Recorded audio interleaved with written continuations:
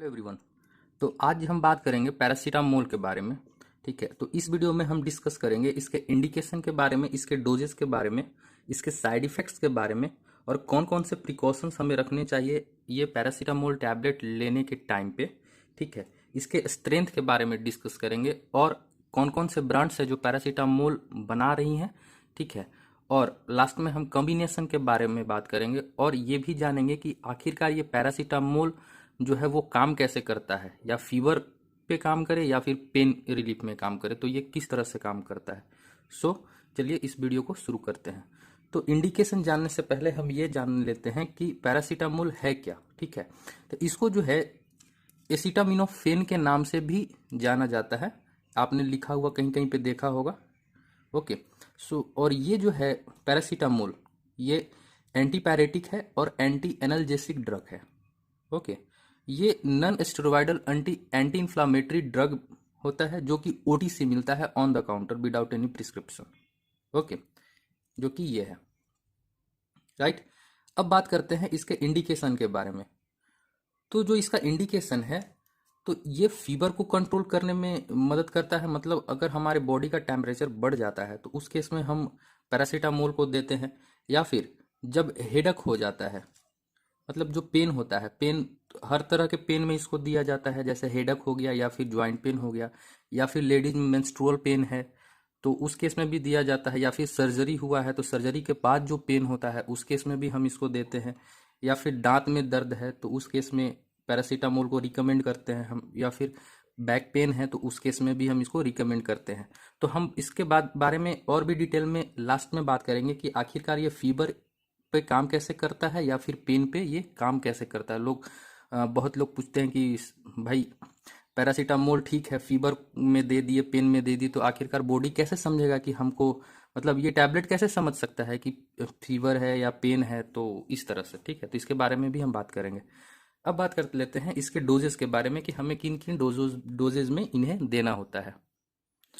ये डोजेज की अगर बात कर लेते हैं तो इसमें होता क्या है कि अगर किसी भी पर्सन का या किसी भी पेशेंट का अगर वजन 1 kg है, ठीक है, तो 1 kg में इसको देंगे 10 to 15 mg पर kg पर डोज।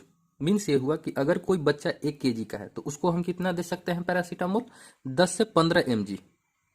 ओके, और उसको हम डोजेज में डिवाइड कर देंगे। दिन भर में 3 बार दे सकते हैं या 4 बार में दे सकते हैं उस डोज को। जैसे एज फॉर एग्जांपल, अगर कोई बच्चा 10 kg का है और उसको जो है फीवर है या पेन है, तो हम उसको पैरासीटामोल देंगे कितना, तो 15 × 10 150 mg। ओके, और इसको 3 या 4 बार में करके एक दिन में दिया जाएगा उसको। ठीक है, तो 3 to 4 times in a day. उसी तरह से 20 kg का कोई अगर बच्चा है तो उसको 300 mg पैरासीटामोल हम देंगे और उसको भी हम 3 to 4 times in a day करके दे सकते हैं। एडल्ट की बात करें तो उनके लिए 500 mg से लेकर 650 mg तक according to severity of fever and pain.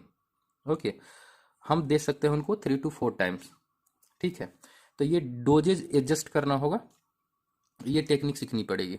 Okay, तो ये जो टैबलेट है ये 650 mg का है, मतलब ये जो है वो एडल्ट के लिए है। मैक्सिमम जो पैरासीटामोल का जो मैक्सिमम डोज है वो एक दिन में 4000 mg से ज़्यादा नहीं दिया जा सकता है। 4000 mg यानी 4 ग्राम, इससे ज़्यादा नहीं दे सकते हैं। क्यों नहीं दे सकते हैं, क्योंकि ज़्यादा पैरासीटामोल दे देने से, ठीक है, टॉक्सिसिटी यानी टॉक्सिसिटी बढ़ जाएगा, या फिर ये लीवर पे इफेक्ट करेगा, it will effect on liver. Okay, so now we will talk about what are the side effects of paracetamol.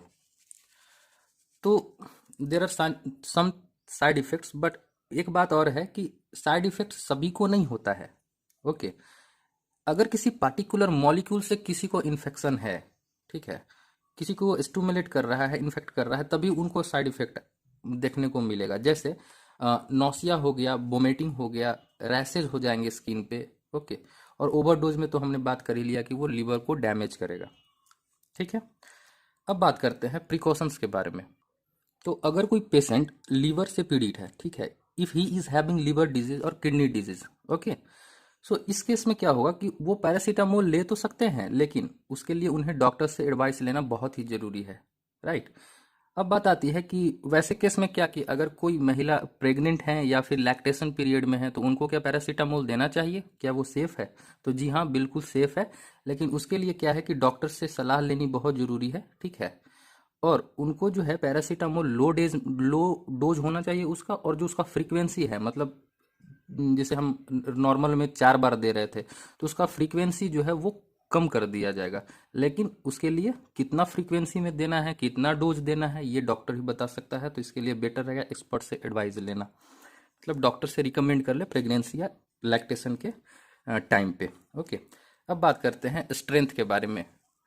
तो ये जो है, ये कैप्सूल में भी उपलब्ध है, टैबलेट के फॉर्म में भी उपलब्ध है, एंड इंजेक्शन के फॉर्म में भी ये टैबलेट उपलब्ध होती है, ठीक है। जैसे अगर लिक्विड के फॉर्म में बात करें, ठीक है, तो वो 100 mg के फॉर्म में आ जाता है। ओके, 125 mg लिक्विड के फॉर्म में भी आता है, 250 mg भी लिक्विड के फॉर्म में आता है। अगर हम टैबलेट की बात करें तो वो 300 mg टैबलेट के फॉर्म में भी आता है, 500 mg टैबलेट के फॉर्म में आता है, और 650 mg टैबलेट के फॉर्म में भी आता है, जो कि ये है। ओके, चलिए, तो अब जो है, अब हम बात करेंगे कि कौन कौन से ब्रांड्स हैं जो कि ये पैरासीटामोल को प्रोवाइड करवाते हैं या पैरासीटामोल का प्रोडक्शन करते हैं, ठीक है। तो उनमें से कुछ है जिनका नाम हम अभी जान लेते हैं। जैसे कालपोल है, पैनाडोल है, डोलो है, T98 भी बनाती है, ठीक है। अल्बीमॉल है जो कि 650 mg का टैबलेट बनाती है। इसका जो ऑनर है वो एबिया बायोकेयर है। ओके, एल्जीना है, वो टैबलेट फॉर्म में आता है, 500 mg के टैब में आता है, जिसको जीनो फार्मास्यूटिकल्स बनाता है। ओके, अल्मोल है 125 mg या फिर लिक्विड में 5 ml के फॉर्म में भी आता है, जिसको अल्फा टैब कंपनी बनाती है। ओके, अब बात करते हैं कि पैरासीटामोल जो है वो कंबाइन फॉर्म में भी आता है। कॉम्बिनेशन जो है ये कुछ दवाइयों के साथ जैसे दिया जाता है, तो उस केस में इसलिए कॉम्बिनेशन दिया जाता है क्योंकि पैरासीटामोल का जो इफेक्ट है ना, वो हमारे सामने बेहतर तौर पे आए। मतलब अगर कोई पेशेंट पैरासीटामोल को ले रहा है तो उसका जो इफेक्ट है, उसको कोई भी पेशेंट अगर ले रहा है तो भाई जल्द से जल्द वो ठीक हो जाए, इसलिए लिया जाता है। तो इसकी इफेक्टिवनेस को बढ़ाने के लिए इसको कॉम्बिनेशन फॉर्म में लाया जाता है। जैसे एज फॉर एग्जांपल पैरासीटामोल जो है आइबोब्रूफेन में काम आता है, ठीक है, के साथ कंबाइन होके आता है। जैसे एक्लोफिनाक के इसके साथ भी कंबाइन होके आता है, डाइक्लोफिनाक सोडियम के साथ भी कंबाइन होके आता है, निमोस्लाइड के साथ भी ये कंबाइन होके आता है। हाँ, अब बात करते हैं कि जैसे पैरासीटामोल जो है वो कैसे जानता है कि मतलब इस बंदे को बुखार है या फिर इसके बुखार को ही कम करना है, उसको कैसे पता चलता है? तो ये बात जान लेते हैं। जैसे एक ह्यूमन बॉडी का नॉर्मल टेम्परेचर जो है 98.6 फ़ारेनहाइट हुआ, ठीक है। अब ये बॉडी के टेम्परेचर को मेंटेन कौन करता है? ब्रेन। तो ब्रेन में होता है क्या? हाइपोथैलेमस। हाइपोथैलेमस होता है ब्रेन में। ओके, ये टेम्परेचर को मेंटेन करता है। लेकिन जैसे ही इंसान इन्फेक्टेड हो जाता है, okay, in case of infection, in case of infection, अब क्या होगा कि इन्फेक्शन जैसे ही होगा, इस केस में क्या होगा कि प्रोस्टाग्लैंडिन्स प्रोस्टाग्लैंडिन्स नाम का जो हार्मोन है वो सेक्रेट होना स्टार्ट हो जाएगा, ठीक है। अब प्रोस्टाग्लैंडिन्स जैसे ही स्टार्ट हो जाएगा तो ये क्या करेगा, हाइपोथैलेमस में डिस्टरबेंस क्रिएट करेगा। ओके,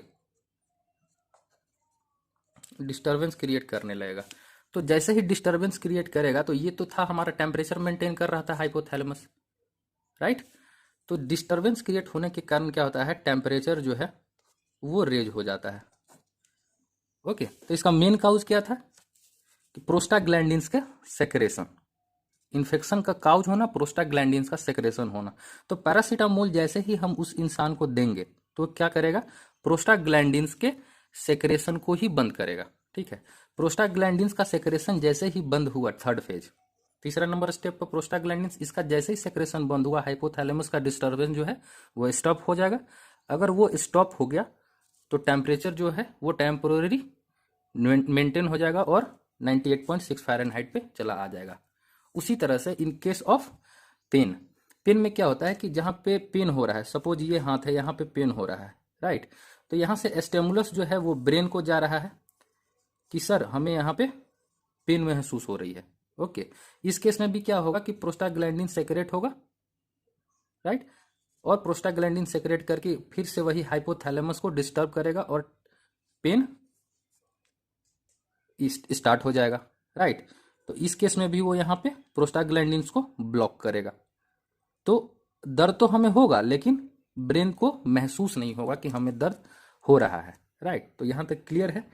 सो आज के लिए इस वीडियो में इतना ही। उम्मीद करता हूँ ये वीडियो इन्फॉर्मेटिव लगी होगी, और ऐसे ही इन्फॉर्मेटिव वीडियो के लिए इस चैनल को सब्सक्राइब कीजिए, और अगर वीडियो पसंद आई हो तो लाइक कीजिए, अपने दोस्तों के साथ फॉरवर्ड कीजिए। तो मिलते हैं ऐसे ही किसी इंटरेस्टिंग वीडियो के साथ, तब तक के लिए जय हिंद, गुड बाय।